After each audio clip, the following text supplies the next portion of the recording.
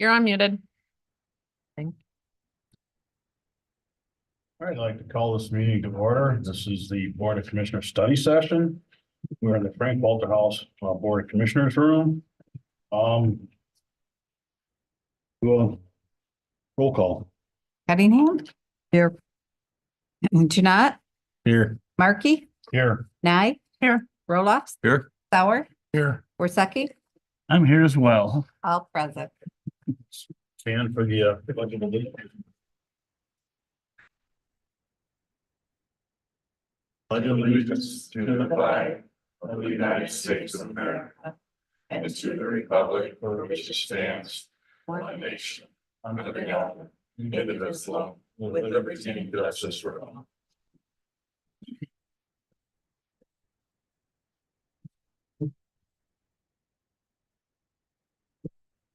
Make a motion to approve the agenda. Support. Got motion and support. Is there further discussion? All those in favor say aye. Aye. Any opposed? Got the minutes from January 9th.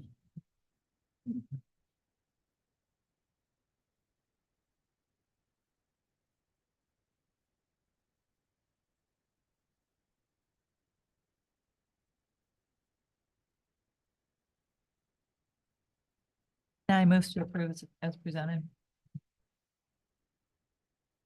Support. Motion and support to approve the meeting minutes. Any further discussion? All those in favor say aye. Aye. Any opposed? Brings us to our first public comment. Would you like to speak for public comment? Seeing none. Close public comment, then brings us to our HR updates. Jackie, would you like to come up?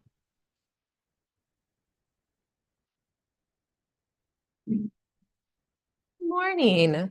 I included an update in your packet. I just wanted to go over a few things. We're currently recruiting for a dispatch position. We have an upcoming retirement, we currently still have a vacancy. Recently, someone just submitted their application, so we're recruiting for several dispatch positions. However, we can't hire all three at the same time, so they'll be spaced out over a course of a few months. We're also recruiting for the corrections officer due to a retirement, which will be occurring in May. So it's better to get ahead of the game. We've had several applications for that, so I anticipate, well, we already have interviews set up for next week, so I anticipate a decision will be made in the near future. Currently no work comp claims. We had our work comp audit and that was submitted. That's being reviewed currently. We have one employee on a medical leave. And then we also have the gym that will be opening to all employees in the near future. So the anticipation is that a waiver will be sent out to all employees. And then once that waiver is returned, access will be granted. Becky and I are going to be working together to make that happen. So we're very excited about that. Currently, I'm working on reclassification for all non-union, non-elected departments. I have the prosecuting attorney's office coming up at the next board meeting. And then I just emailed you this morning to be the next one up. So that'll be occurring probably the first meeting in March. And then we also have ACA reporting. I'm rescheduling my equalization visit, and then future, I'm going to be working with the sheriff's office, animal control, and the prosecuting attorney's office to visit. Is there any questions? I just want to comment that I really like the way you put this report together for us. It gives us a high level view and I appreciate that. Thank you. I have to admit, Christine already had it established, so I just got to copy it, but but it was really nice to have, so I'm glad that was already set up for me. Best ideas can often be stolen. I know, I was just like, thank you. All right, thank you so much. Thank you. Thank you. Brings us to our first topic for continued discussion, the master plan review and discussion. So the individuals coming from Networks Northwest are going to be here very, very soon. They were nice enough to comment hour and a half early. So I'm hoping we can start the other two discussions and they should be here very soon. Let's move on to the EMS millage, a possible increase in partnership at Elmira. Yes, so we will have to go out to ballot this year for the EMS millage because it is expiring. But Tom and I and representatives from Elmira Township have been tossing around these various ideas of how can we collaborate or partner more with the agencies within our county. And so the timing is pretty good because we're going out to millage, and if these partnerships are possibly going to come to fruition because they sound like great ideas, this is the time to do that. So one, we have to talk about the millage in general and whether or not we're going to just do a renewal or an increase. We're at a 0.8. And then two, we want to talk about a possible partnership with Elmira Township. That partnership, we don't know where it would land, but we want to at least bring it up with the board and get the temperature of the board on exploring a partnership. Both Tom and Brad are here to speak to their thoughts on that to going forward. I mean, so whatever questions you guys have or thoughts you have on what that would look like, we're very much in the infant stage of this right now. So I don't have a lot to give you because we're just really beginning to explore this possible partnership idea with the township to enhance services here in Benzie County. So Brad and Tom are here and I invite questions and thoughts and we'll go from there. Do we have any proposed solutions or what it could look like? Tom and Brad will come up. There is a couple ideas being spun around as to what they could look like. Yeah. Yeah, so So they can they hear. can hear online. So Brad and I started dialogue about a year ago, just to discuss, see what the temperature would be like on trying to put an ALS truck in Elmira Township. We're joint venture between Benzie County EMS and Elmira Township Fire and EMS, and see what that would look like. I had bounced it off Katie. He had went to Elmira Township supervisor. So it seemed like a good topic to continue to discuss to better enhance our ALS services throughout the county. And, that's kind of where it's at. And so it's, like Katie said, it's just in discussions in its infancy stage. The idea would be to share some resources, be able to share personnel and equipment and so on and so forth to help reduce the cost. So, they're not looking at purchasing all kinds of stuff, the equipment wise, and we're not looking if we want, I would like to see 3 24-hour trucks on ALS in this county. Brad would like to see another ALS truck on 24 hours in this county. So why not work together to see if we can't put something together and save our taxpayers a little bit of dollars and spread the cost over between the two agencies. And so that's kind of where we're at. How that's going to look and work out, I mean, anybody knows because we're just starting to get into this. So can you talk about how it works right now and how the money works and how it will work down the road? Because right now, if it's an ALS call, they're going to respond. You're going to respond. Correct. If the patient gets in their ambulance, you don't get near the money. Now he's a primary truck. When we do an intercept, they respond, the patient's transported in their ambulance, our paramedic jumps in with our ALS equipment in their ambulance, and the call is taken in their unit. And you get a quarter of the money. They bill the insurance, and then there's an intercept agreement of $250. So then we bill them for that 250, or they pay us the 250, and then the remainder they have on that call. So how that would look like, that's one of the things that has to be worked out. Where's the revenue sharing? How's that gonna look? That's one thing that has to be ironed out of a million things. So we're not talking about stuff that's gonna be done and in the books in the next 6 months.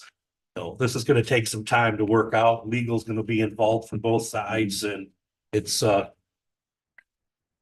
be a little longer term project to get up and running.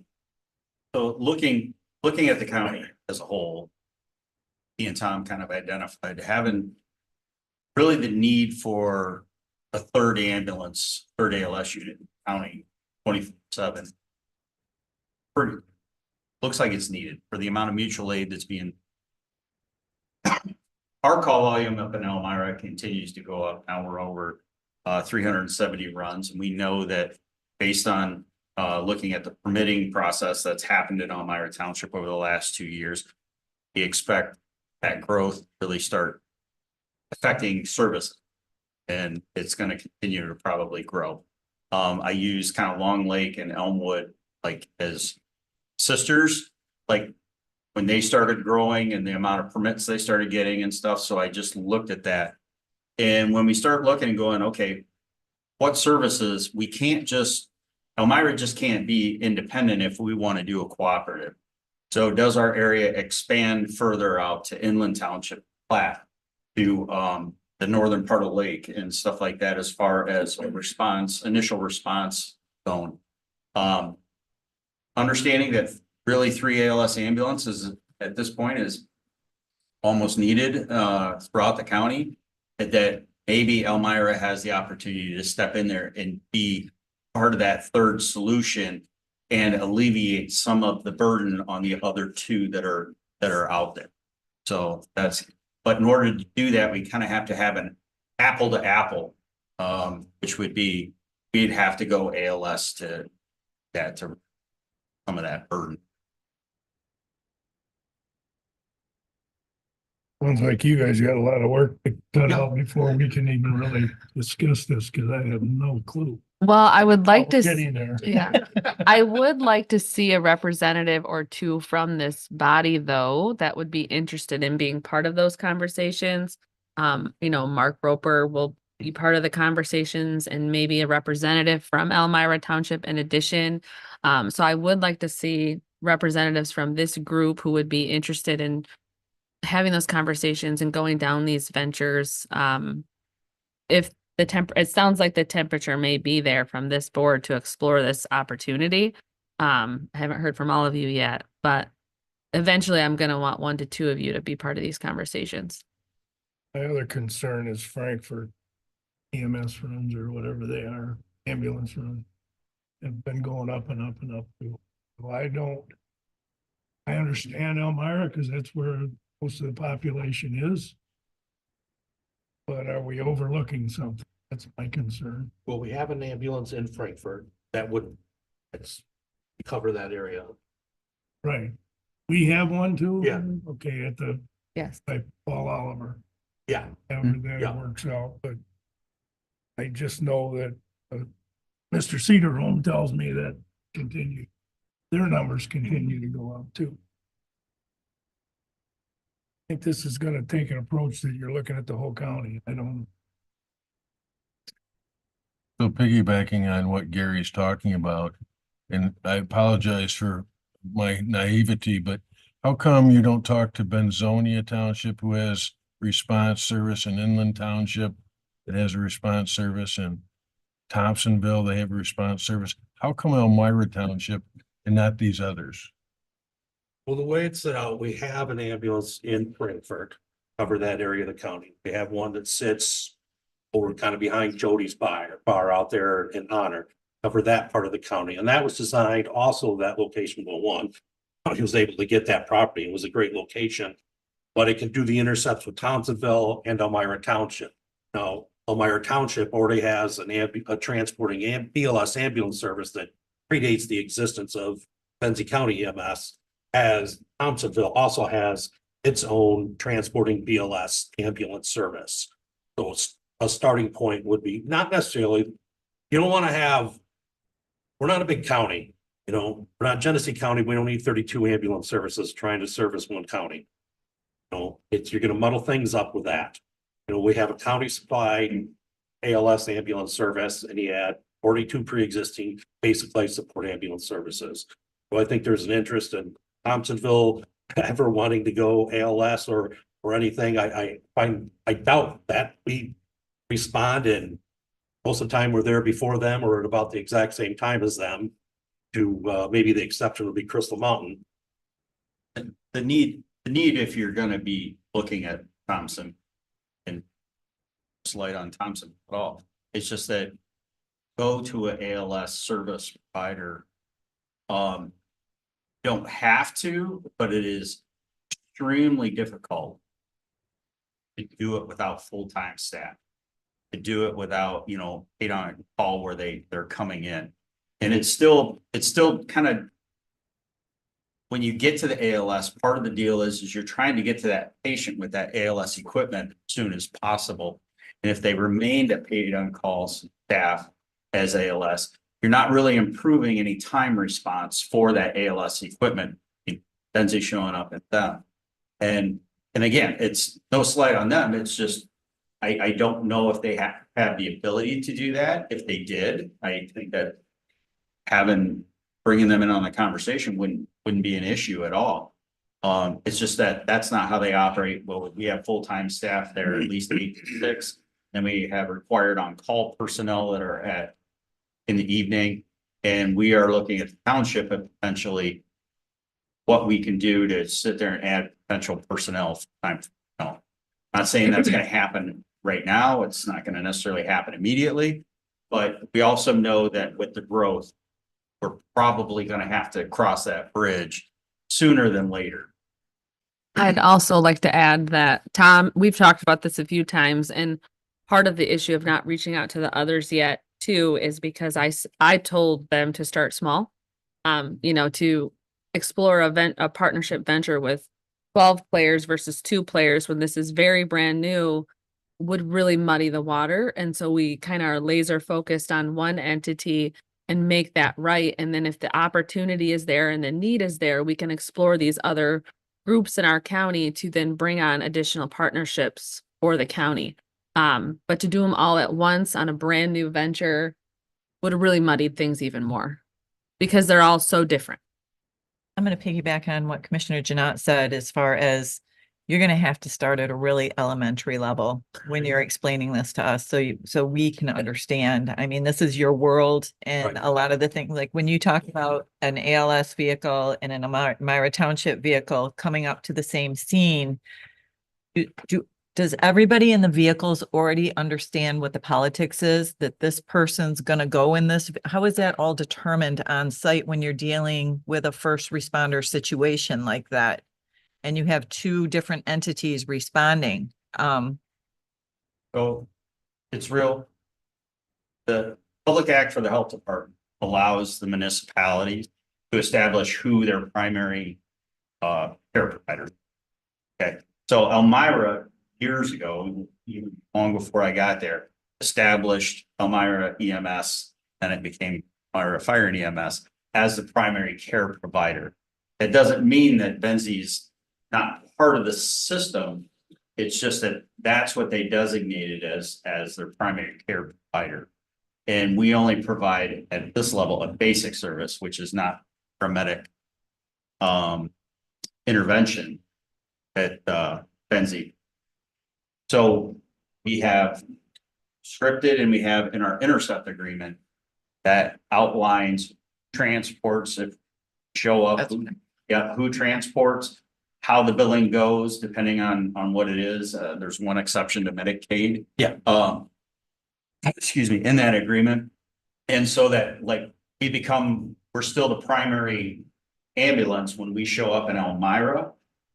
But when we do it, it's an ALS intercept, which is recognized really around the state. That's a lot of, it used to be more around the state. You used to have 6 or 7 BLS services, and people would just drive, like the sheriff's department and AM have a echo unit, paramedic unit, non-transit urban, and whoever the call came out, they would drive that echo unit, turn around and jump.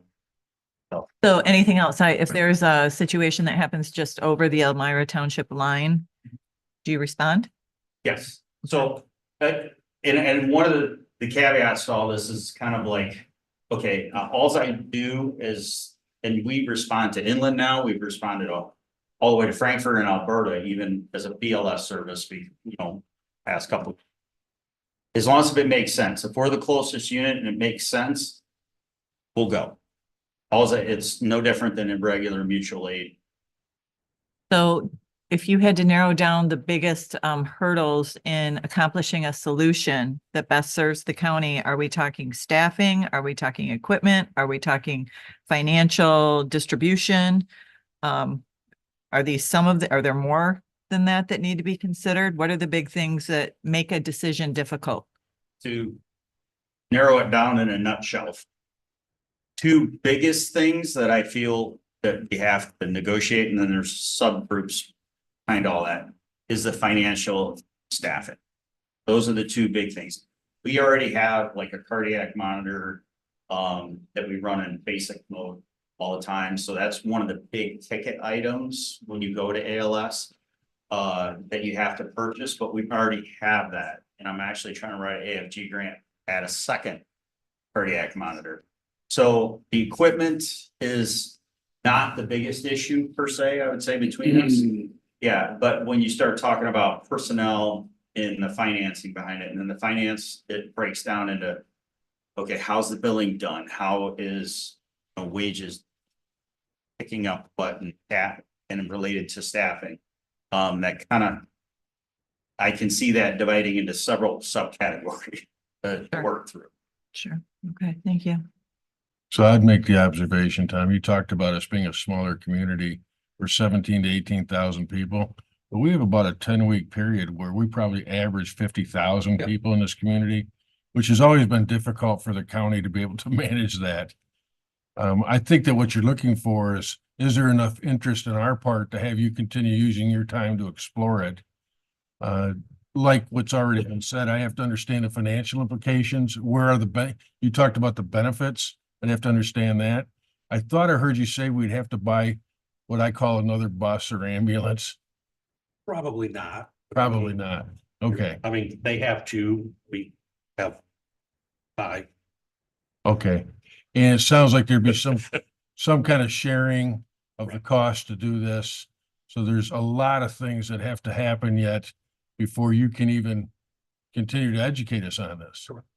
And Katie, to your point, and I agree with you, you put a pilot together, you don't try to roll it out all at once. Mhm. So that's why we're focusing on Elmira. It makes sense. You guys are already equipped, you have staff, and you're the largest, well, I think you're the largest township in our community, aren't you? Population. Think Yeah. so, yeah. But also, it's not just that, you turn around countywide. And again, even though I've had this monkey on my back for all my career, even though I work for a department, I've always looked for everything else. And when you start looking at response time to different areas of the county, and you start laying out where those ambulances are, up in this corner, including Northern Lake, some of areas of Platte because of roads and things like that. Start looking at that becomes, I think, the vast majority of increased response times to those areas. There might be a couple in the south end as well. It was a spider. Okay. Just coming down slowly. So when you start looking at population base and the, what you think of the projection for the need for services, and then you start looking at response times, really, you look overall at a system providing EMS for, you look at those response times, because the faster you drop response time, usually the better outcome that you can possibly have patient. And so geographically, right now, based on response times, it makes quite a bit of sense. There might be a couple other remote areas, you'd say, down by Thompsonville area and stuff. But again, we also have the staffing and everything. I'm trying to look at this all the way around county aspect. Well, I'm only speaking for myself, but anytime you can find efficiencies, I want to talk about that, but it's not just the efficiencies. If we can improve the level of service we give by response times, especially in the life-threatening positions, I think that we ought to talk about that. But there's a lot that I still don't understand, so I don't want to frustrate you guys. That I may say, as one commissioner, I may say, look, go forward with my blessing, and then you bring it to us and say, boy, I don't think that works. I don't want you to be frustrated with that. Right. No, and truthfully, and Tom can interject here, that you don't know what this is gonna formally look like. It could be sharing of personnel, it could be bringing on. It could be contractual service. It could be whatever. I mean, it literally could take shape in any one of probably 10 different forms. Looking at that, it still has to be palatable to commissioners. It still has to be palatable to the township board, and then it really has to be palatable to every single constituent in Benzie County. I mean, that's, in the end, that's who we work for, all of us. And, you know, that's what I sit there and say, gotta look at that. So if we turn around and start building something and we have issues with it on the township side or on the county side, or even public, Board of Public Opinion, is we try. I feel like it's our due diligence to sit there and say, can we find some efficiency? Can we look at options to better the services, better response times throughout the entire county? Again, I'm the chief for Elmira Township. I'm going to focus on that, but I'm also realize our department, even on fires and everything else, we can't do it by ourselves. And guess what? When I'm on a call, I still have to rely on mutual aid all the way across the board. When they're out on calls, they're going to have to rely on mutual aid and us coming in, backing them up as well.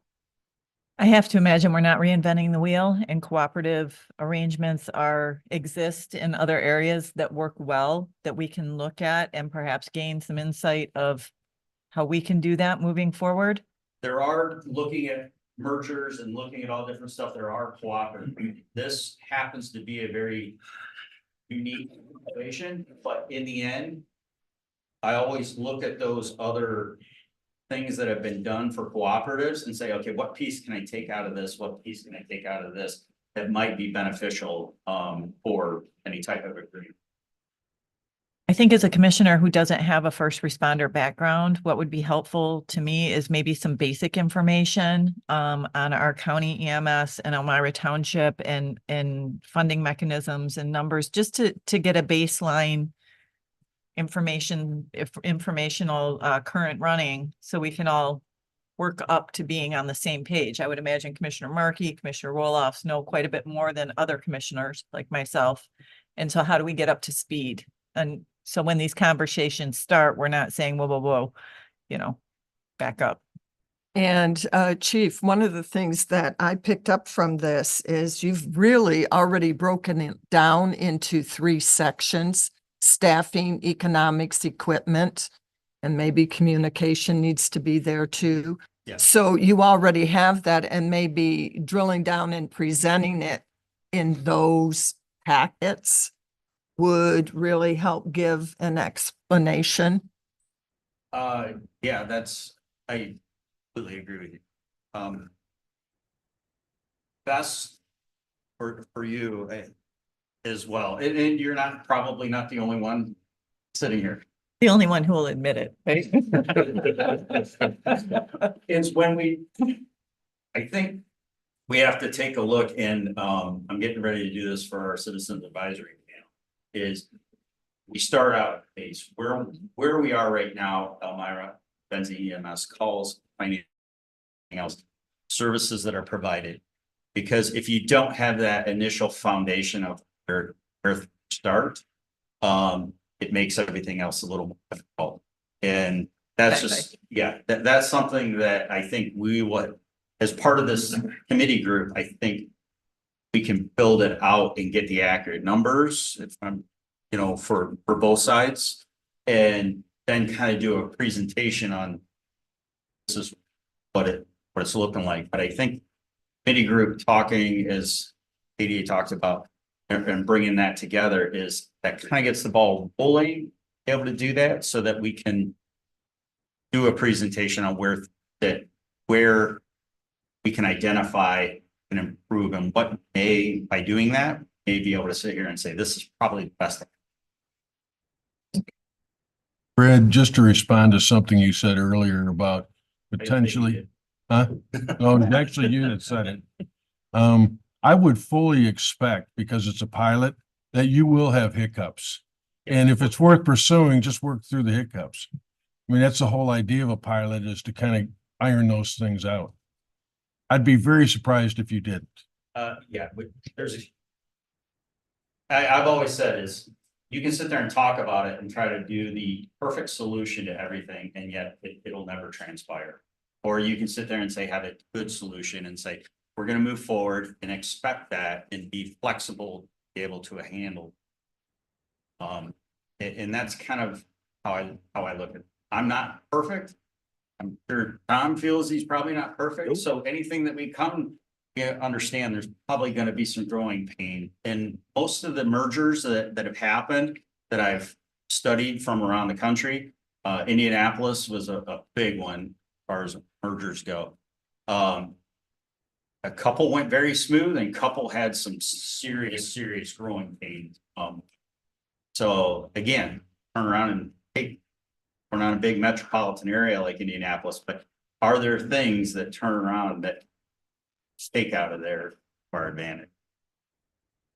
So moving this forward, we're not allowed to make decisions here, correct?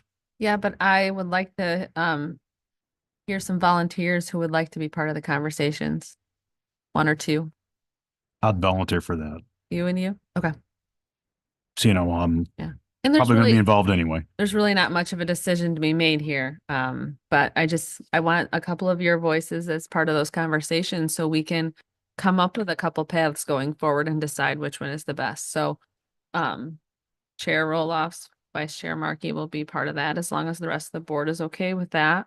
And we'll keep these conversations going and bring them back here and see where we land. You know, we do have some time with our EMS millage. It technically doesn't expire until this coming winter's levy. So we have some time to really explore this and come up with a great idea. No, I do know that sitting on with a patient and waiting 20-25 minutes for another unit to show up that can transport it is very frustrating. Great. Mhm. Does. Awesome. All right. Do you have any other questions? Otherwise, Thank you. Thank you, gentlemen. Oh. Should we go, Thanks, is Dan. Networks Northwest here now? they are. You guys are up.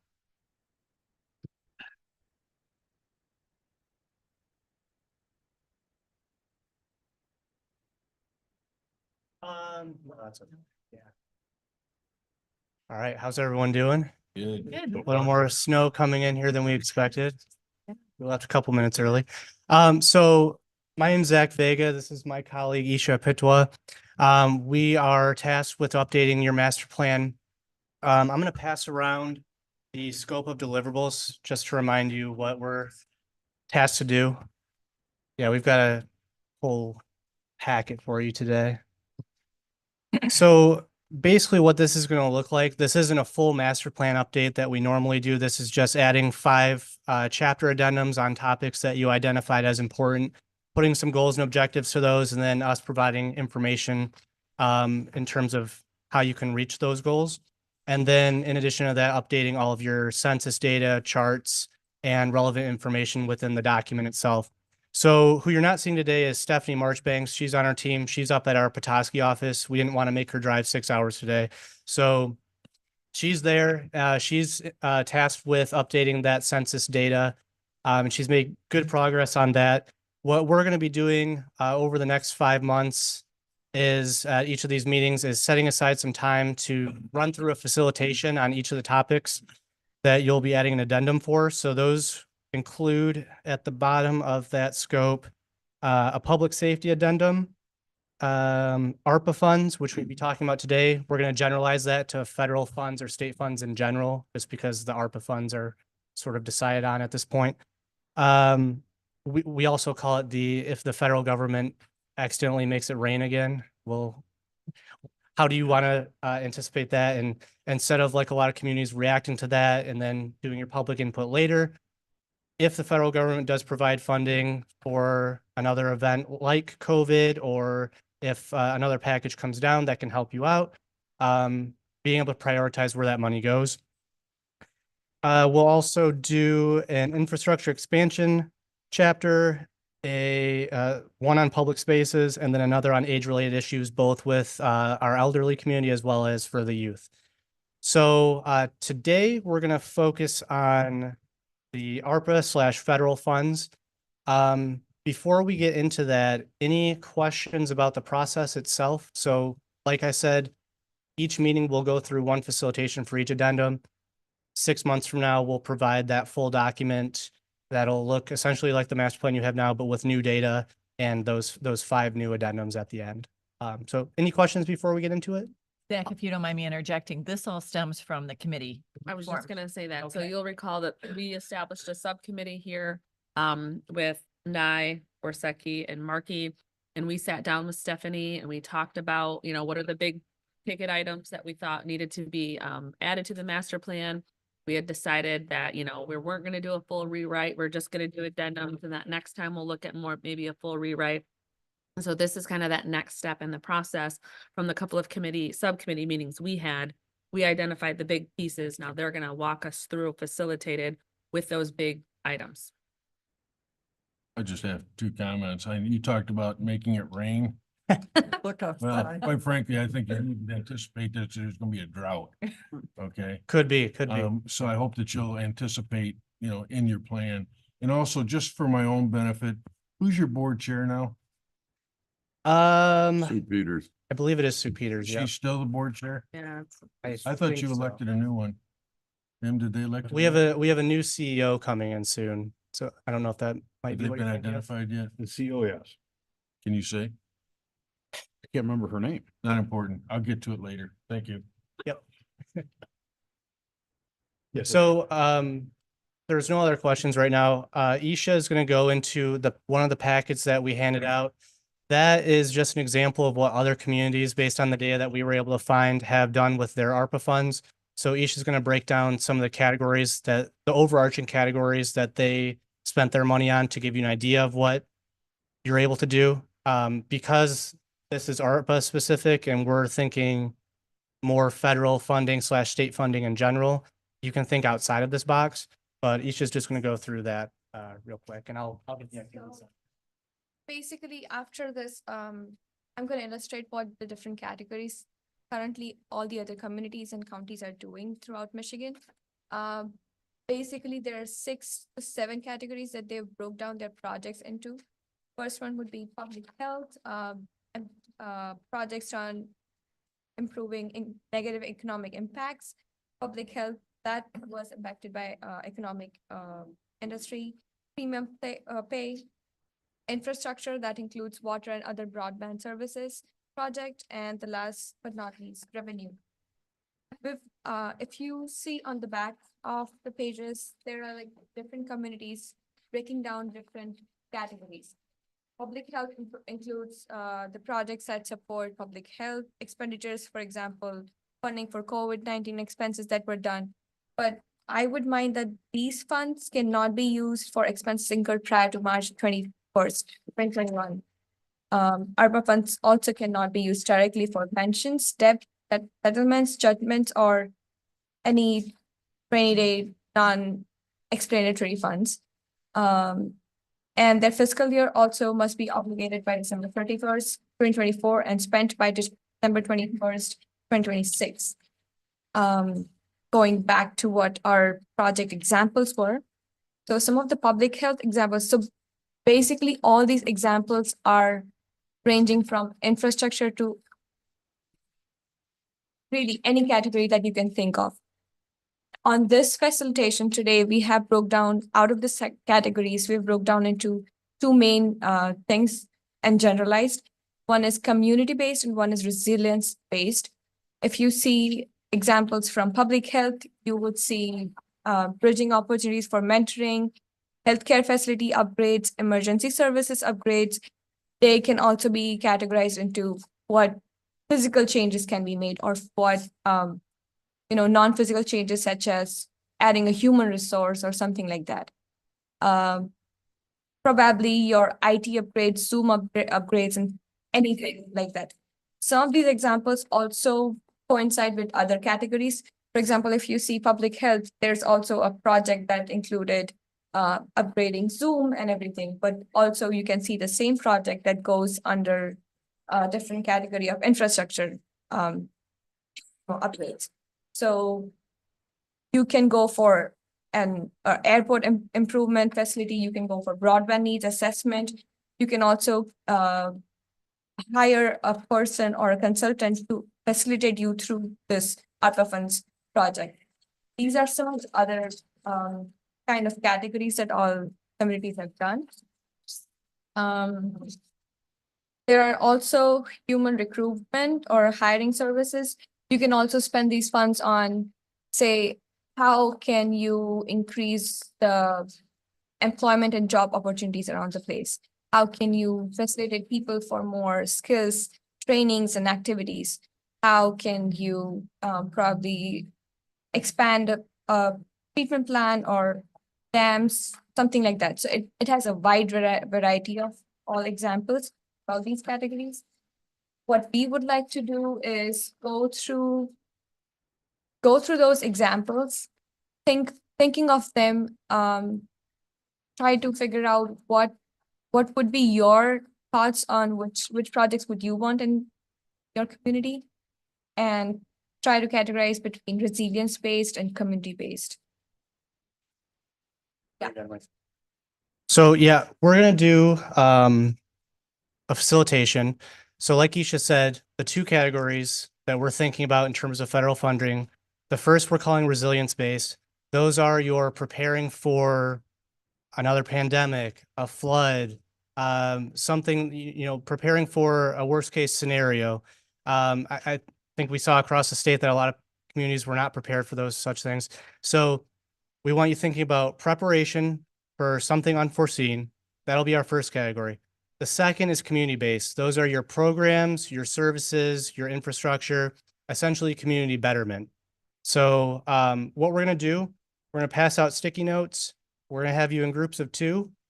And then we're just going to do your standard brainstorming session. We'll start with that resilience-based.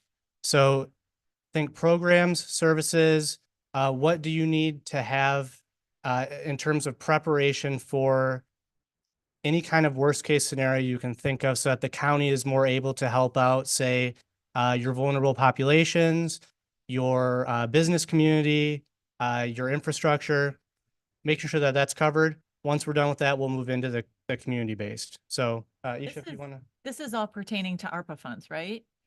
But our Or community. So it was ARPA funds, but now that we're kind of past that period, we're thinking federal or state funding generally. Oh, so you're thinking the on a broad- rating concept okay. All Yep. right, thank you. Yeah, I think broad that based. We've spent over 90% of our ARPA funds. Exactly. Well, yeah, so it's funding, maybe we try to get another state allocation like we did for the emergency communications tower, things like that. So it's more broad, it's state and federal funding in general, as part of our master planning efforts.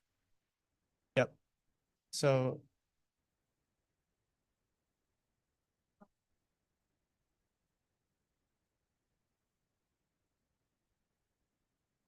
Yep, or a lot of communities really invested in helping small businesses during that period.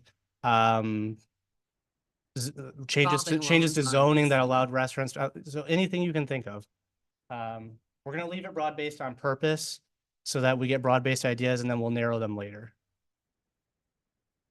Did you guys not go through this process with the last master plan? Interesting. Oh, what was the date of the last master plan? It was a long time Was ago. it a long planning time ago. commission? Yeah, It- Andrew had a it went planning back. commission. So the planning commission would have done this. That's right. So this Should is, reflect what your community is. so this is, so sorry if this seems kind of foreign, but this is part of the process. And because we don't have a planning commission, we have to do Right. this. We did go through this with Tim. You remember? Main Estate. Okay. Irwin. Thank you. Do something. That wasn't that. It's a strategic plan. It was. You're driving. All right. Gary. Almost started at high level. I think there's 2 groups that would be most. All right. Resilience. The most vulnerable community in Benzie County. And the business. What we looked at, what happened with. What are we doing now? Public safety. Okay. Yeah, that whole group of people out there. Public They safety did medical improvement. services that were vulnerable, was getting them, and the business community got. So we're gonna do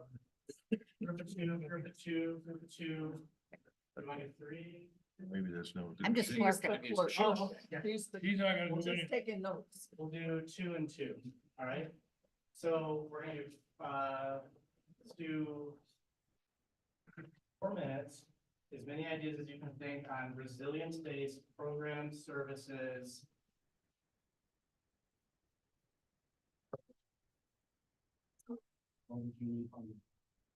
Just for clarification, I mean, you start, when you put it in that context, that's a huge umbrella, all right? So my first thought, as I was just sharing a moment ago, is like, I want to break it down to 2 sectors, the most vulnerable people in our community and our business community. Now, I know there's a whole lot of other people I'm ignoring, but for this exercise, you know, I got to make it manageable. Does that make sense? Yeah, no, providing ideas for both. Yeah, if you can think about their community, because I probably their environmental component there as well, failure or something like that, but. Yeah, but I'm saying that's a lot to get your arms around. You have to focus. Yep. Okay. So it's many ideas about the performance. We'll be prepared. As law enforcement, you're training, so you're prepared to respond, right? Yeah. So what do we need to do? We need to get. Yeah, exactly. So if, Already as been- long as everyone's okay, I'm gonna mute for the 4 minutes so that the people on YouTube aren't He just went through her basic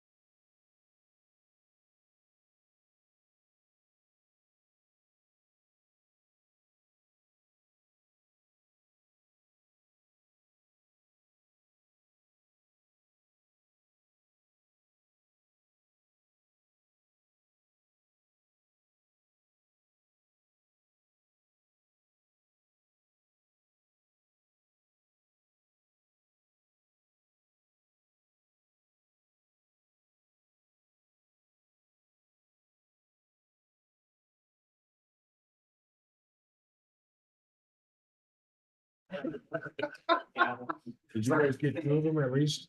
All right, I'm gonna have, Look over here. You not? I'm gonna have each group report out. Okay. What you said. Oh. Your hand over there, be- Well, first off, I want to acknowledge that all the brain power is over here. I don't know, I've only seen four sticky on it. But these are very powerful statements. Go, Art, go. We approach this as, we broke it down to two components. We broke it down, now we're assuming these are crisis level things, that you have the business community and you have people that would be the most vulnerable. This group here would know how to, if you're in a crisis, you can think through the process that helps you. But there's a large group out there that really doesn't. To Gary's point, we're becoming too dependent on government at times. So keep that in mind. Also, keep in mind that no solutions are proposed here. We're just giving you ideas. All right, in no particular order, but dealing with the most vulnerable.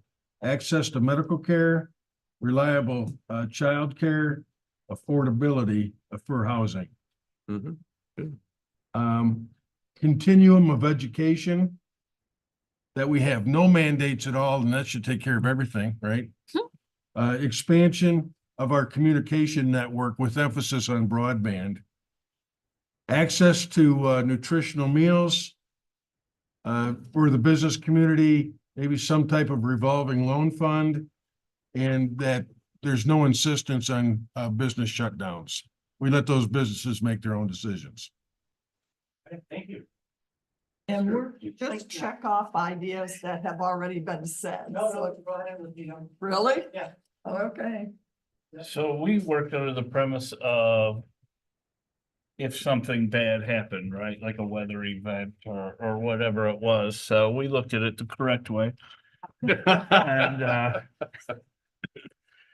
you know, talked about first responder staffing and equipment to make sure that we have enough of that, right? Enough people to work it and enough equipment to do that. Backup communications, because right now we operate off an 800 megahertz, but if that goes down, what do we do for backup communications? We discussed having, you know, different shelters in the community. If, you know, we lose power or whatever, you need a warming shelter or a cooling shelter to take care of the people. And then some component of community education. So, you know, I know what to do if stuff happens, but other people, you know, try and help the community learn what to do. Where to find the resources. Yes. Damn, I want to attach myself to that group now.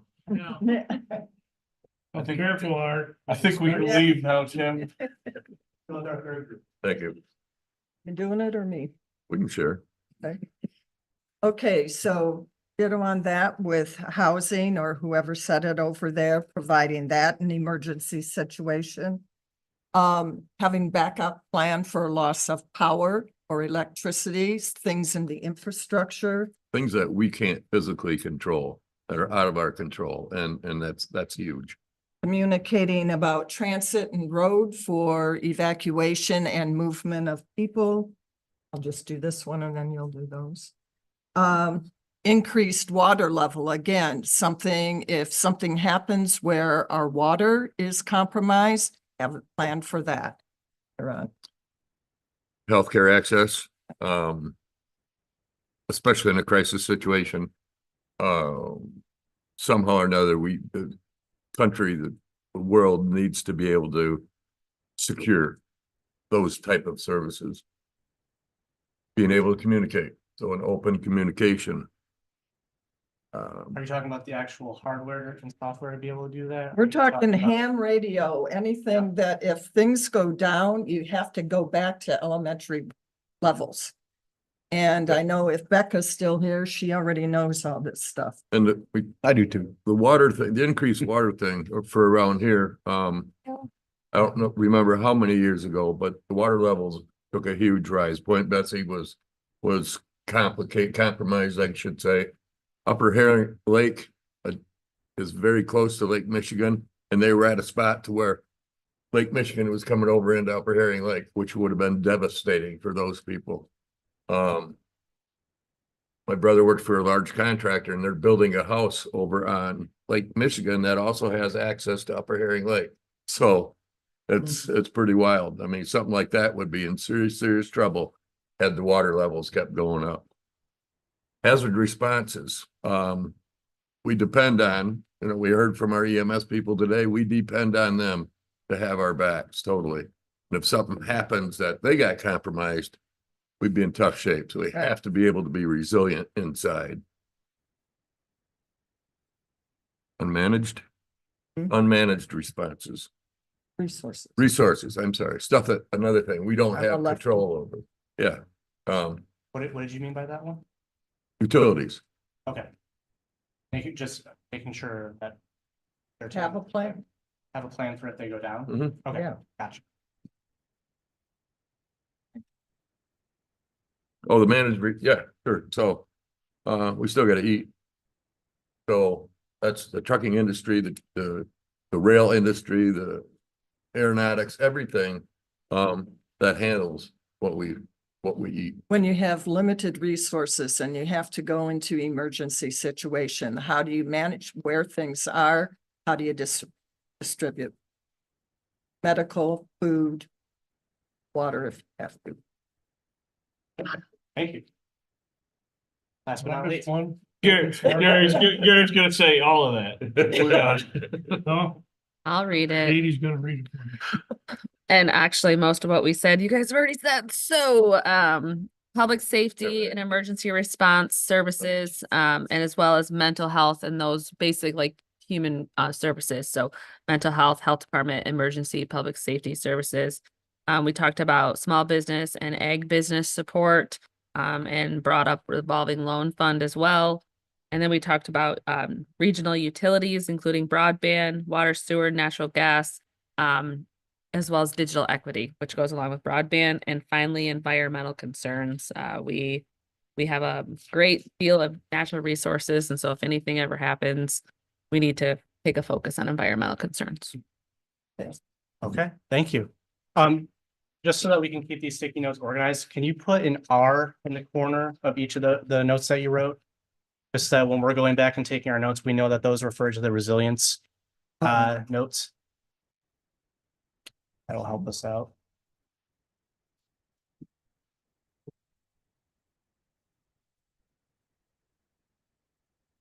Able to read your handwriting? All right. So next, we're going to go into something a little more optimistic, our community-based section.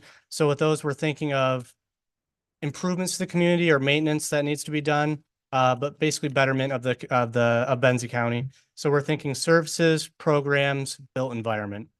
And again, those sheets that we passed out, those have some examples of what you might write down, but we'll do another 5-minute brainstorm, and then we'll get into a quick other activity. So go. Say it again, what's the heading? Community improvement. So this will be community-based, so services, programs, built environment. So everything from youth programming to sewers to environment, whatever you can think of that would better the community.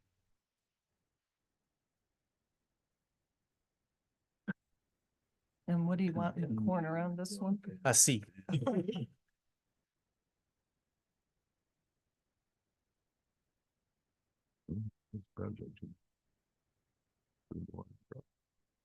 don't care. Original one. Oh, child. How about we just hand this page in? So, yep, I would say those are all said. But say them for us, though. Those are examples of other communities. Yeah.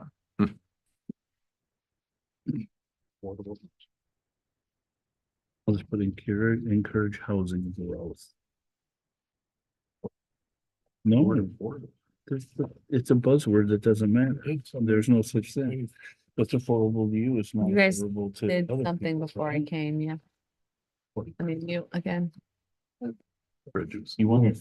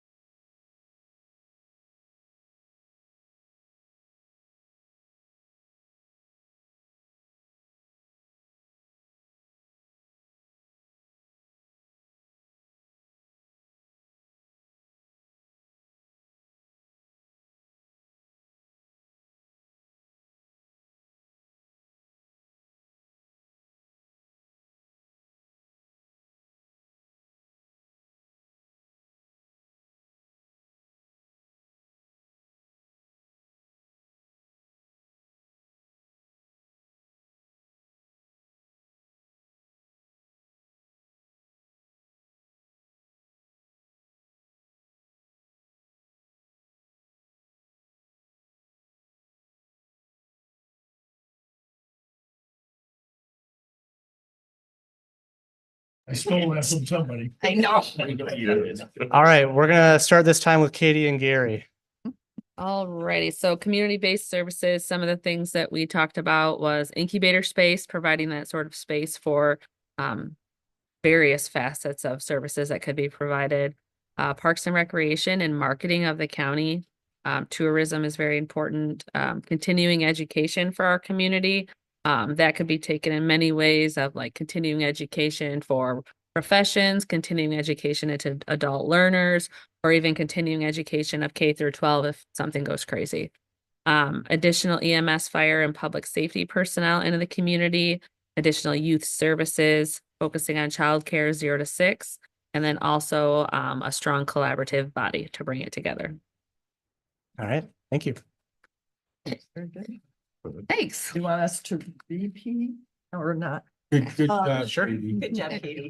Sorry. Now repeats are okay. That just means we're getting some. Affordable housing, No such thing. bridges, addressing the bridges and the dams that need that taken care of.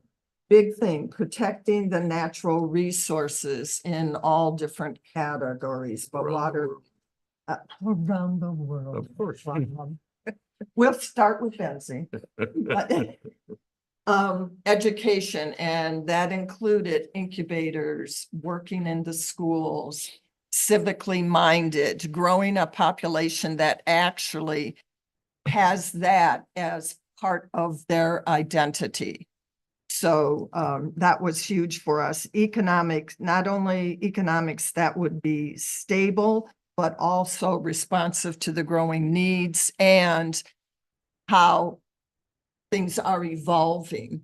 You're not just having economics and education for the present, as we used to say at the university level, you're training for jobs that aren't even here yet.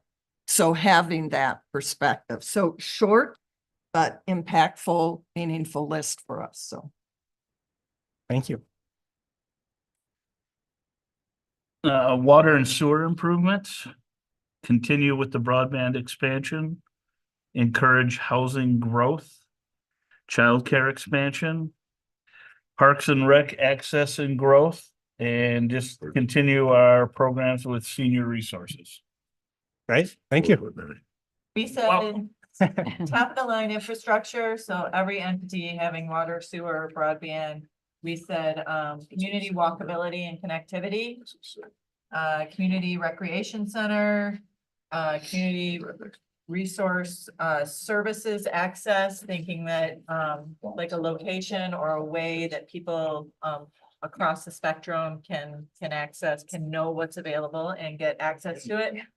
Well, full menu of top of the line senior services, affordable and accessible childcare, year-round youth activity opportunities, and comprehensive inventory and easy access to public land and water opportunities.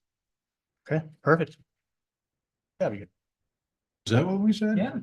All right, so now that you've got a handful of sticky notes, Is it over? no. I didn't know we were doing this today. No. We're gonna have each group get up and we have, ignore these orange lines here. You put the R and the C on there, so we already know you don't have to divide them for us. But there's 4 quadrants here, all right? I want you to divide up your sticky notes, projects that you're looking at by small versus large impact. That says however you want to conceptualize it. And then more difficult to implement, easier to implement.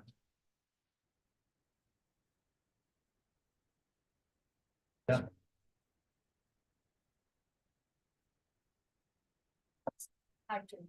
Yep. Does that make sense? Browse. That is scary. All right, so the way to think about this quadrant is easiest to implement, makes a small impact. This one's easiest to implement, large impact. Gotta rewrite them though. Why? You have to rewrite them. Because they're all on Yeah, we put them on more the than one same sticky idea note. Oh. on one. Oh, you didn't follow task properly. I'm good. I'll do it. Oh, what a brown noser. I want to point out, you may be the only one that knew we were gonna do Yeah, that. exactly. You could have given us a heads up. All right. If you wrote them on multiple on one, just rip them and we'll take it. That's too I much. don't know if I'll have room to do that. We could rewrite them. First responder, said you. staffing. Oh, now you're gonna clean it up, aren't you? Yep. And wait a minute. I know. All right, I There's got right. one. You can't rip them, because then they don't fit. Community education. Community education. Backup communication.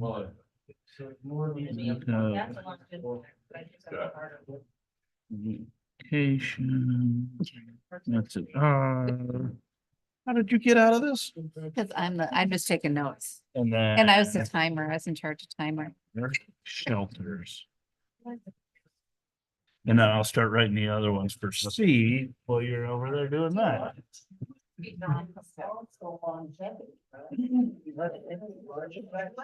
impact on the community as Sewer. I'm talking to myself. No, I'm listening to you, Evan.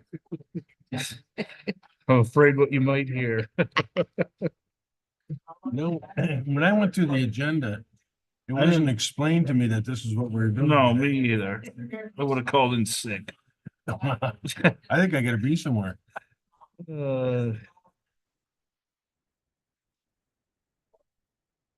Band expansion.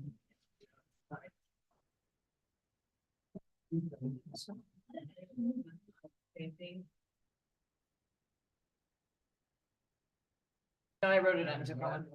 Expansion of community continuation. Thank you, thank you. I'm thinking of things that have some. Oh, no, I do need these. This is how I got through school. Me too. That's why I can't, I'm not doing this correctly. If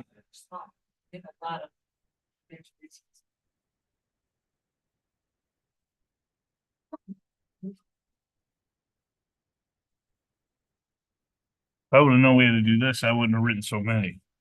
Yeah, exactly. Or Tim would have been the writer. I would have done what? You would have been the writer. Grow. You wouldn't be able to read it. Oh, Access. I always said I should have been a doctor. I got one more, Timmy. Continue. Senior programs. It's difficult to do it.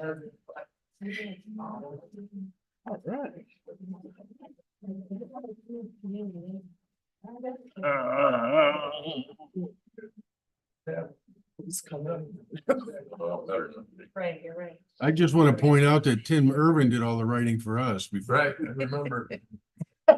Large. Wait till you get our bill for us doing all the writing. Yeah. We'll, we'll, here, Bob. Good team. trade invoices. Maybe put this one here.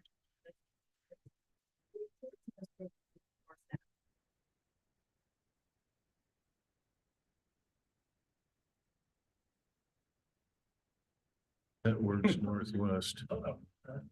Yeah, ours City, Michigan. were mostly large too.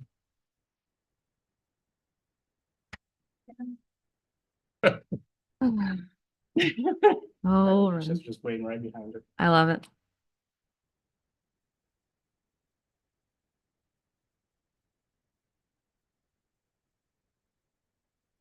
Put the timer on that woman over there.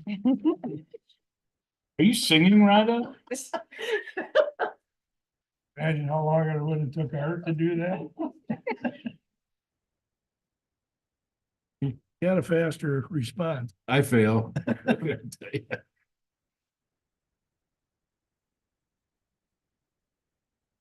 All right. No pictures job. allowed in this room. No, we're joking. It's a public meeting. It's being recorded. I'll be taking pictures. I'm sitting here on my phone. There you go. Good one, Isha. All right. All right, so what we're gonna do with this, we're gonna include all of these in the plan themselves, but what we really want to highlight and the ones that we're gonna focus on to really go in more depth on are your easiest to implement, largest impact. Those are the projects that are by definition, the ones that if federal funding came down, big impact, easy to implement, that's what you want to go towards.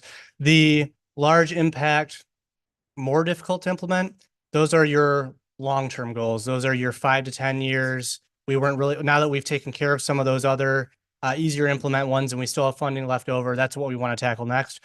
So what we'll do as a team is we'll look at what you wrote down and we'll make them a little more specific, put them in actionable terms, and that's how they'll appear in the plan. Obviously, we'll come back with those next meeting. You'll be able to look at them, and if there's any changes, we'll take those edits from you to make sure that it's worded exactly how you want them. So that's what we'll do with that. The last question before we wrap up here, one of the things that a lot of counties and local jurisdictions worked on when the ARPA funds came out was figuring out what the public wanted to do with those funds. So one of the things that we want to include in there is sort of a matrix of if an ARPA type funding became available again, how would you want to make that decision? Do you want to do a survey? Do you want to do focus groups? If you do focus groups, do you want it with the business community, people who need childcare? Do you just want to do kind of a survey and then make the decision yourselves? Or do you want to do something like this where you're facilitating and if the public disagrees, hopefully they come out to a meeting and voice that? We wanted to kind of get an idea of when we write out that plan of potential community engagement for funding, how do you want that decision to come about? And so for this, we'll just. Very similar to what we did the first time. That seemed to work well, wouldn't you agree? I agree. We did a public survey. Okay. And then we had a ton of just open forum discussion and dialogue at our level. All the representatives went to their jurisdictions and carried on that dialogue. So was that with, survey and open dialogue. so how did that look? Was it that you went to like township board meetings and talked to the boards, or was it the planning commissions, or how exactly did that look? It would have been the township board meetings themselves, but Okay. then also just community events. We talked about it, I think, at like the Chamber Summit, and we talked about it at some various other just collaborative type meetings that we attend to get the word out there. Okay. And that worked well. Is there anything that you want to supplement, or is that kind of the route that you would want to go again? Well, that was kind of 3-tiered there Somewhat, because yeah. you had the online presence for general. Then the Board of Commissioners, like you said, going to small, if you want to call them focus groups or open meetings and things. Mhm. And then the county arranging a larger but smaller forum. So sound like a really thorough approach. It would be important to so. note too, it wasn't just townships, it was our city, townships and villages. Villages, yes. Yep. All the Right, the areas jurisdictions. that we went represent. Okay. Yeah, I think the survey went well. We found, and that's between that survey and the broadband surveys, our community responds very well to surveys, is what we have heard. And Good. and did you find, do you have the information? Was it different people responding or was it a lot of the same people counted several times? So like with the ARPA survey we did, MSU Extension helped us with that. We used their platform. It was called Qualtrics, their platform. And so some of the questions were demographic questions. So we Okay. could see, was it just the senior population or just the youth population and what parts of the county? And so with that survey, we saw a good mix of, all the demographics, even locations of the county too. I think we were able to obtain responses from every jurisdiction in Benzie County ultimately. And residents, or did that include? That was one of the visitors? demographics as Okay. well. And the majority of the responses were residents, but there was some visitors too. Okay. Okay, so it sounds like we can basically just archive and describe that process that used before, and we'll put that in the plan. So that in the future, if you're like, what did we do back then? Yeah. That we'll have it in the plan so that you know. So that makes that easy. Yeah, so basically going forward, the next next month when we do this, and we're gonna keep these around 45 minutes to an hour. That's usually where I start to see people falling asleep. You better Not scale that that you back guys to would. like 30 minutes. Exactly. The next one that we'll work on, I think, will be our age related. So I'll work with Katie, that the two that we're gonna want to get additional stakeholder input on in terms of having them at the meeting to work through these facilitations, I think are gonna, yeah, all of them, I think we can have people at them and no problem, they can get involved. But the ones that we really want to focus on inviting are the public safety, making sure that we have police, fire, and EMS, and then the age related. So if there's an area agency on aging, having a representative from there. And age, all spectrum of age. Yep, like and the it's youth childcare as and all well. that, and then, okay. Yep. So if we can find somebody from either like a school superintendent or something along those lines to speak for that. But other than that, we'll just work through each of these facilitations for the next 5 months. And then, like I said, 6 months from now, we'll have all those addendums put together. Each meeting that we come to will come with an addendum to look at. So next meeting will come with this written up. How we talked about, you'll be able to review that for a month. And then as we go, you can provide those edits to us. So to make sure when we're done, it's a document that you've been editing as we've gone. It's not unforeseeable that there are big elements that we missed because this was kind of sprung on us. So if there's Mhm. anything obvious, is there going to be a recommendation to add certain things to the master plan? Yeah, at the next meeting, I mean, Yeah. So again, with the editing as we go, if there's anything, So we this can, was just okay, a, this isn't it. yeah, it yeah, doesn't no, need no, to no. be This exercise. was just a quick brainstorm. We'll You're write. locked in, Rhonda. Yeah. Done. So No, we'll. but you'll recall our subcommittee met 3 times, I believe, to come up with the big topics. So I don't foresee those big topics necessarily changing, Right. but all the stuff that goes into them, this is a working document until it's done. Yeah. Are we gonna play games like this every month? 'Cause Yeah, that's we will. fun. So, Changed him. This is great. so I would call these your goals. I want to Those be are- on Art's team. You know, those are guiding your objectives and the action items that come under those. Those are where we'll get specific. So, All right. I just make a couple observations. First, when we think about adding things to this, when you do those surveys, there's gonna be a lot of additional stuff that comes out that probably applies, I'm gonna guess. And for what it's worth, I think our community, 40% of our community is seniors, which is identified as 55 plus. Mhm. Plus a segment I don't want to miss is we have like 10% of our population is veterans. Mhm. So those are 2 big segment groups that we want to make sure we're accommodating. I'm not dismissing the youth, okay, but when you think of where your dollars are spent, we can't ignore those groups. I'll make sure to invite, Karen Korolenko. Usually Don Schaefer stays for a while, so he'd be great to have in there. Doug Durand we'll have here. And so I'll make sure to invite various folks to come and be part of the conversation to make sure we're having a really good plan put together. Sure. all right. Any final thoughts, questions before we drive through? Any Looks like homework? good weather now. Any homework for next month? What's that? So we can begin the thought process. Remind us again what you want to get done next month. Let's work on the public spaces one. Public space. Yep. So just a reminder, that one is to identify public spaces, their highest use for the future, and how to present these sites to members of the public. So we'll work on that one. And what we'll come with, we'll have maps of your publicly owned spaces. So you'll have an idea of that. Now, I guess I should ask you, were you in having that addendum, were you thinking of only county-owned public spaces, or was there a desire to coordinate with like the DNR on state-owned or with local jurisdictions on their parks, or do you just want to focus on Or the federal on their I think part. county? Anything think it within was the public county. I think it was access is important. holistic. Say that again? I said, I think it was a holistic approach of Right. all the, Okay, Yeah. so we'll include township-owned school district. Yeah. Okay.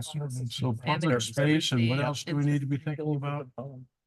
So just public spaces in general, how you want to use them to their highest level and how you want to, present these sites to members of the public. Okay, so that's our focus for the next time. Yep. All right.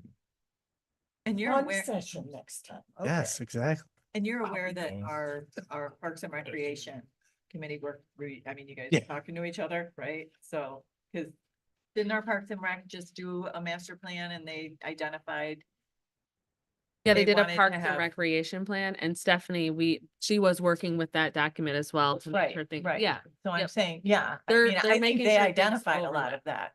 Yep. Yeah, we'll have your goals and objectives for that stated and, we'll definitely draw from that. We don't want to do double work.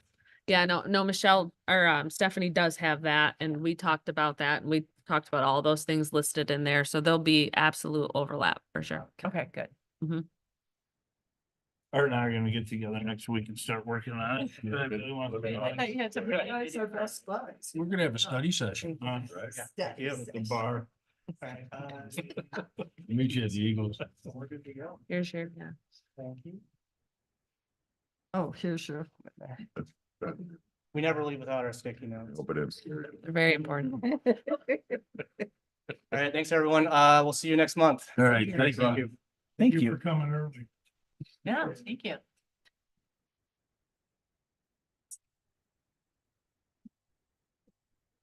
All right, let's move on to discussion item C.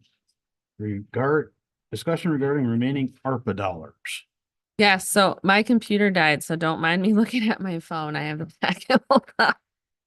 So as you all. Phone free zone. I have the packet pulled up. My computer went kaplunk. So as all of you know, just kind of a quick recap, ARPA dollars, we were talking about those a little bit. We received $3.45 million in ARPA dollars. Those dollars all have to be committed by the end of this year. So December 31st of 2024, we have to spend them by the end of 2026. So, we went through a long process that we've kind of already covered of what should we spend them on. Ultimately, we committed 30% for internal capital needs and other internal needs. And then we committed a great deal of them to various projects that are happening. We committed money to Point Betsy, Crystal Lake, Husky Trail, broadband, lots of things. All of that said and done, we still have about $42,000 that we have not committed that we will need to commit by the end of this year. And so it's been about a year since we've talked about ARPA, and I told you I'd bring it back, so we are. The one item on the list, so I did provide the top 10 list from our ARPA survey that we ended up doing. The one item on the list that we have not addressed, which was within the top 3, is childcare. We haven't really made much of an impact on childcare aside from our Infant in the Workplace pilot program, which we'll be talking about here in a couple of months because it was a pilot. We haven't made much of a step on that. And so that, to me is kind of first thing we start talking about and decide yes or no, before moving on to other things with that 42,000. I will say that, Jeff Towsley and Amy Erforth have been working together to come up with some expanded childcare services for the kids of the community, and that they would like to come to the county board and maybe ask for those funds for that program expansion. And then obviously the Human Services Collaborative and Grow Benzie are working, on the 0 to 6, but that 0 to 6 is supportive and tied into the schools as well, is my understanding. So from a childcare standpoint, there's a lot of good work being done. Just a matter of whether or not this county wants to give funding to that or not. I would offer that attending the Benzie Summit with Commissioner Sauer and Commissioner Cunningham, there was a infant childcare panel. Yep. And the message was a little bit mixed. I mean, there were some entities that are not full.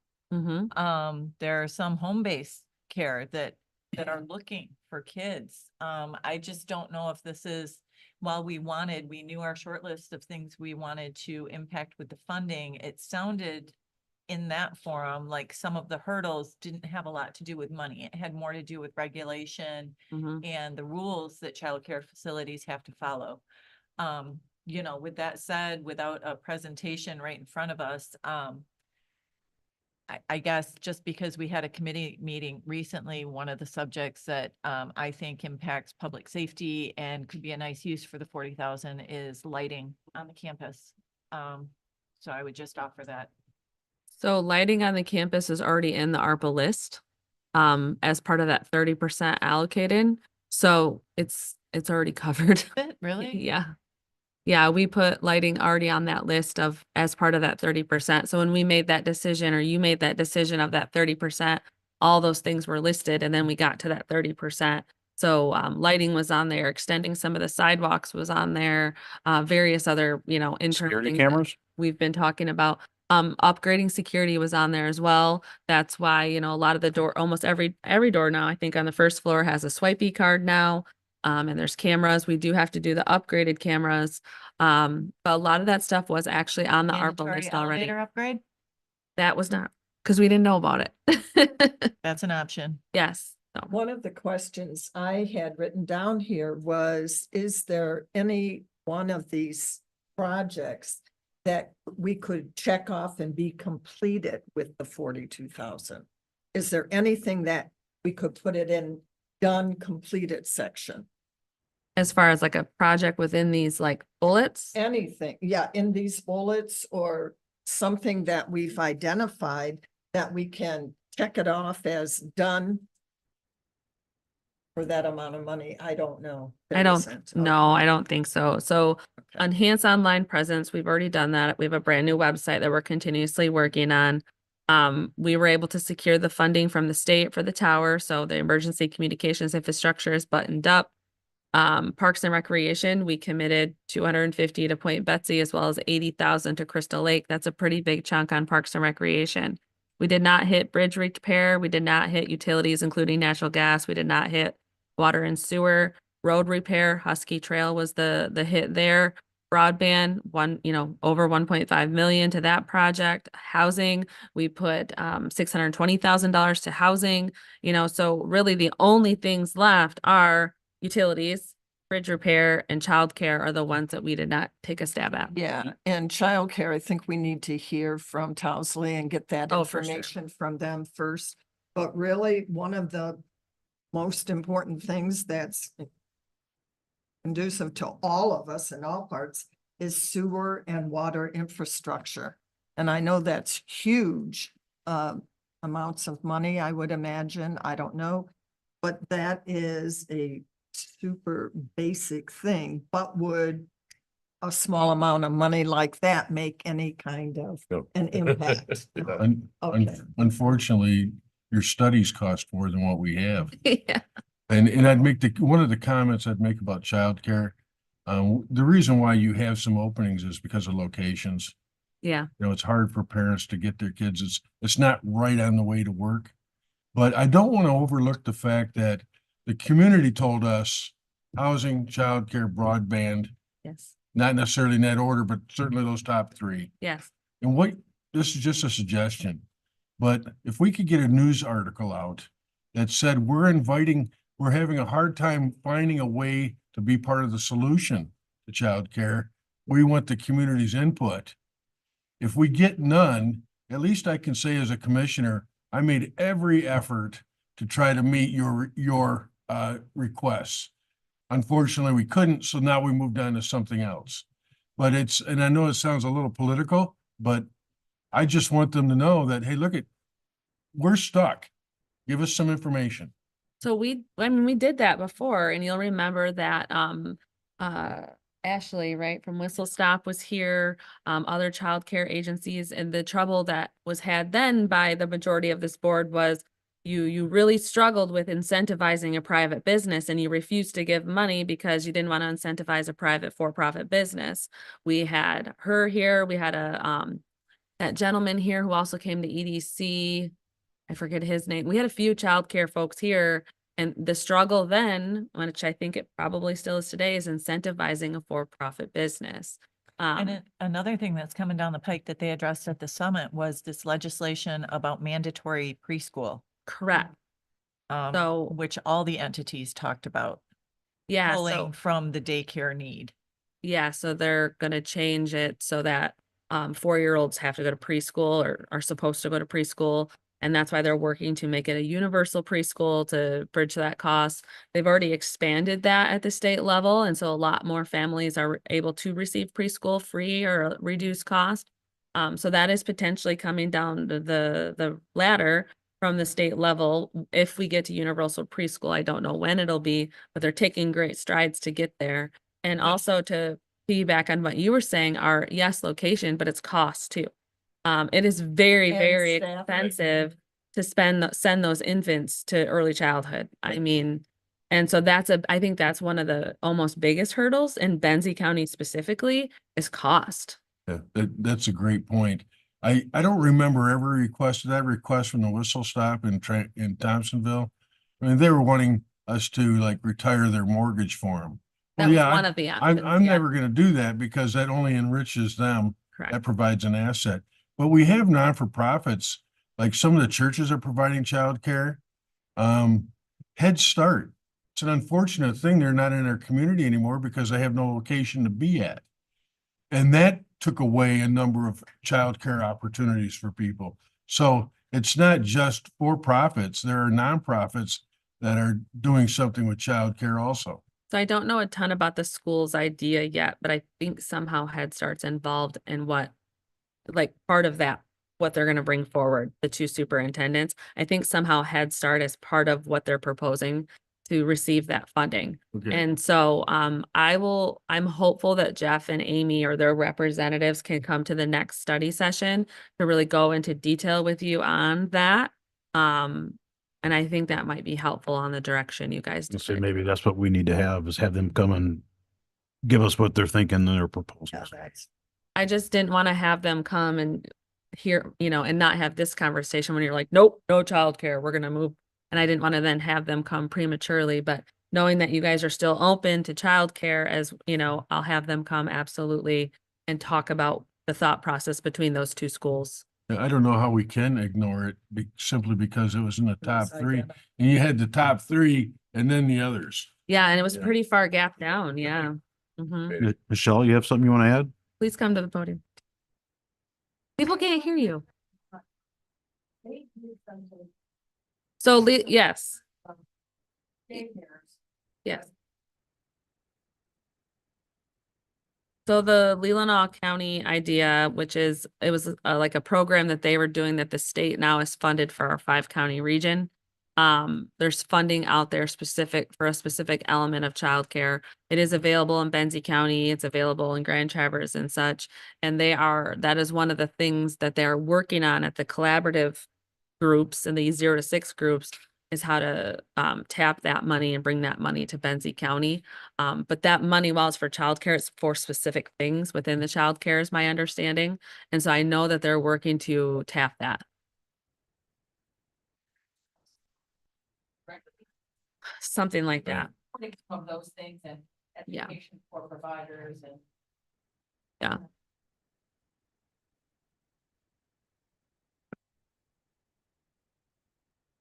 I certainly would be in favor. If we could move legislation that made it less restrictive, that would be a huge win. Yeah, But definitely. Katie, based on what you just said to us about the cost, and I know it may not be sustainable, but maybe there's some way we can look at, this is the wrong word, but I'll use it anyway, scholarships for people Mhm. that are in certain income brackets. Yeah. There's a lot of mechanics that go with that. But if that's the big hurdle, which I agree with you, I've heard it's just outrageous. Some of the latest numbers to send an infant to childcare is $250 to $300 a week. One of the things that were brought up, I didn't catch it completely, was there is a program where they will, if you're at a certain income level, maybe it was, that they will compensate the parents whatever they're charging for childcare, 30% or 30% or so would be compensated to the parents. Didn't come out of the parents, so the wages. Everybody goes through this, but most of the time, one of the parents is working to put kids through child. Right. And that's the only reason you go to work, and well, if you're gonna do that, you might as well stay home and take care of the kids. But this sounded interesting to me. I just don't know the dynamics of it. You catch it? Maybe like a scholarship program, I think is what it boils down to. I think it's some sort of. Talked about it. So yes, she offers that. She offers a program that like it's based on the income of what you're making, and that's how she factors your rate. But then she also, when she was here, not only did she, you know, say, hey, one idea is you could pay off my mortgage. Her other idea was to sponsor a certain number of children for a certain amount of time or to sponsor like food program. And so that is an option as well, is you could say, okay, we have $42,000. Maybe you guys provide a sponsorship for so many kids at these two centers. And then, you know, we rely on those centers to divvy up those funds for the sponsorship of, say, 6 families or what have you. No, that's, I mean, that sounds impactful. And it, I And mean, that would be directly $40,000, impactful. Yeah. $40,000 in the big picture is not a lot of money. Well, But for one But family, for one family, if it could, Yeah. give a hand up to.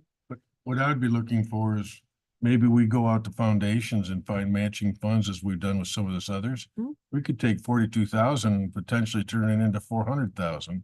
Because we can go to foundations. We don't have to just go to federal or state government. yeah, And since we're just throwing stuff against the wall anyway, the kinship program. Hmm. You know, and for some people, that's a financial burden. I think everybody knows what kinship is. But what I'm also learning as I listen to these conversations is that within that kinship program, there's no respite. So there's nowhere for these people to say, look at on Thursdays, somebody's going to take over for me so that I can do whatever it is I've got to do. So something else just to throw in the mix. great.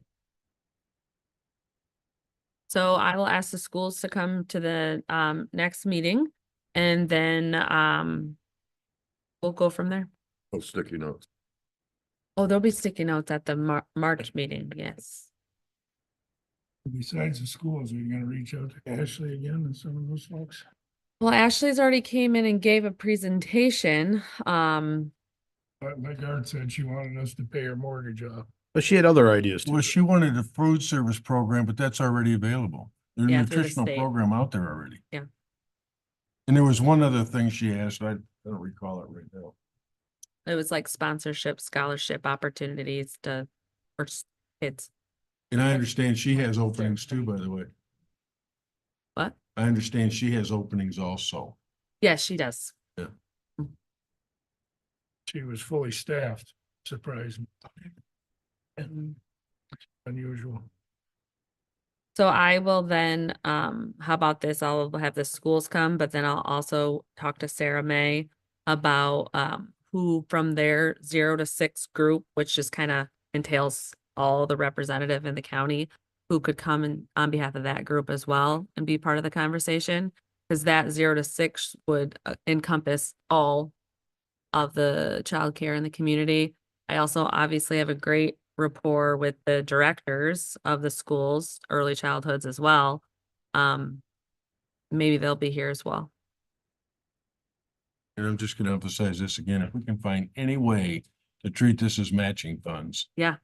Because we've had great success up till now with that. Yeah, and maybe that opportunity would be there with the school specifically. I don't know. Okay, I have my marching orders, I think.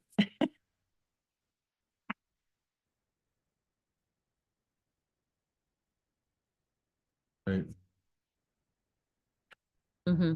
Oh, yeah, that's right, there is. I mean, you got the Kellogg Foundation and that's a Michigan-based foundation, huge. The 100+ women and those organizations too. The Dow Foundation, who's very fond of our area.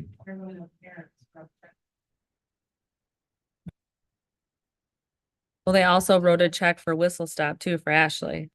Oh, they did. Yeah.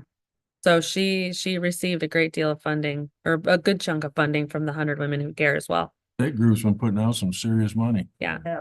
So there's that too, is, you know, what other groups are already giving to some of these child cares, you know, let's spread the wealth too. All right. Okay. Brings us to our last public comment.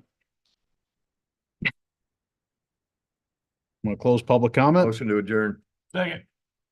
All in favor? Aye. Opposed?